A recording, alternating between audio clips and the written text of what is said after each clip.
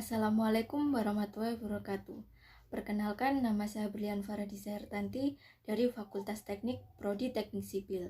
Di sini saya akan menjelaskan tentang 4 poin, yaitu yang pertama, sejarah Pancasila, yang kedua, Pancasila dari sudut pandang filsafat, yang ketiga, poin Pancasila sebagai etika bangsa dan bernegara, yang keempat, pendapat saya pentingnya Pancasila di era saat ini.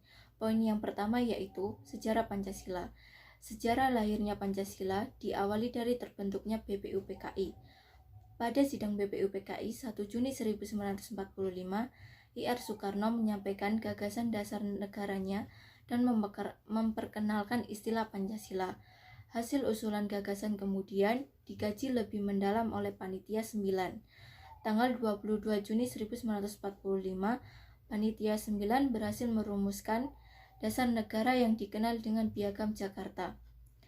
Pada tanggal 18 Agustus 1945, PPKI mengesahkan Undang-Undang Dasar 1945 termasuk Pancasila yang termasuk di dalam pembukaan Undang-Undang Dasar Negara Indonesia. Pancasila adalah dasar dan ideologi negara Indonesia.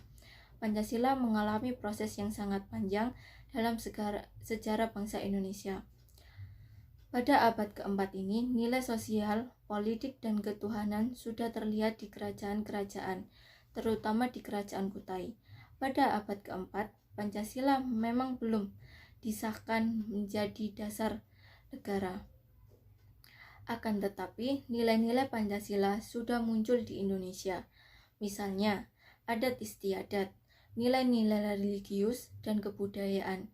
Selanjutnya, para pendiri negara mengambil dan mengangkat nilai-nilai tersebut untuk dirumuskan secara musyawarah mufakat berdasarkan moral-moral leluhur. Di sidang BPUPKI yang pertama, dasar-dasar Pancasila diambil dari Piagam Jakarta.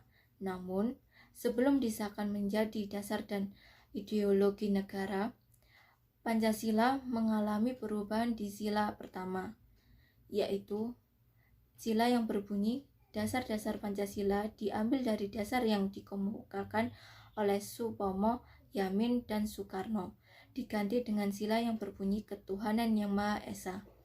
Setelah mengalami perubahan, Pancasila disahkan oleh PPKI sebagai dasar dan ideologi NKRI pada tanggal 18 Agustus 1945. Proses lahirnya Pancasila secara kausalitas dibedakan menjadi 2 macam, yaitu 1. Asal mula langsung, 2. Asal mula tidak langsung. Poin yang kedua yaitu Pancasila dari sudut pandang filsafat. Pancasila sebagai sistem filsafat adalah suatu kesatuan yang saling bergantung dan hubungan untuk satu tujuan tertentu dan saling berkualifikasi antara satu dengan yang lain.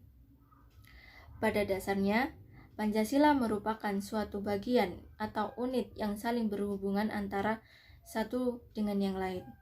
Makna dasar Pancasila sebagai sistem filsafat adalah dasar mutlak dalam berpikir dan berkarya, sesuai dengan pedoman dan dengan mengkaitkan antara sila-sila Pancasila yang saling berhubungan.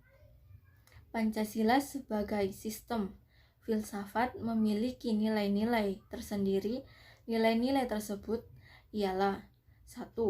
Rumusan dari nilai-nilai Pancasila menunjukkan adanya sifat-sifat umum, karena pada hakikatnya Pancasila merupakan suatu nilai.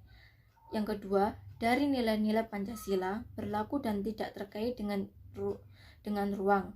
Artinya, nilai Pancasila sudah berlaku sejak zaman dahulu, zaman sekarang, dan akan berlaku hingga masa depan. Yang ketiga, Pancasila yang terkandung dalam Undang-Undang Dasar 1945 memenuhi syarat sebagai pokok kaidah negara yang fundamental sehingga dapat dijadikan sebagai sumber hukum positif di Indonesia. Poin yang ketiga yaitu Pancasila sebagai etika bangsa dan bernegara. Pancasila adalah 5 dasar yang merupakan nilai luhur bangsa Indonesia sebagai pertimbangan dalam menjamin kehidupan. kehidupan berbangsa dan bernegara. Etika adalah peraturan yang dijadikan acuan dalam berperilaku seseorang. Contoh, dilihat dari sisi etika politik. Maka, makna dari Pancasila sebagai etika politik adalah bahwasanya masyarakat Indonesia dalam membuka sistem demokrasi harus bersumber dari Pancasila sebagai tindakan yang benar untuk mencapai etika politik tersebut. Poin yang keempat, yaitu pendapat saya pentingnya Pancasila di era saat ini. Pendapat saya, pentingnya Pancasila di era saat ini, kita sebagai generasi muda yang hidup di zaman globalisasi ini harus memperdalam dan benar-benar memahami makna dari Pancasila yang sebenar-benarnya. Di zaman yang modern dan penuh dengan teknologi canggih ini, seharusnya kita akan dengan mudah menemukan informasi yang berguna dan berkaitan dengan nilai-nilai Pancasila, tidak hanya asal bicara saja. Tetapi kita juga harus menerapkan nilai-nilai Pancasila dengan baik.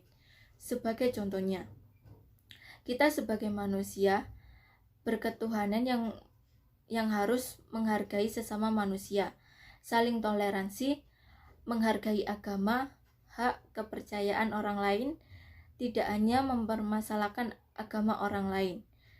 Jangan hanya memikirkan agama saja, tetapi sebagai generasi muda juga harus memikirkan masa depan bangsa dan negara Indonesia. Sekian penjelasan dari saya. Wassalamualaikum warahmatullahi wabarakatuh.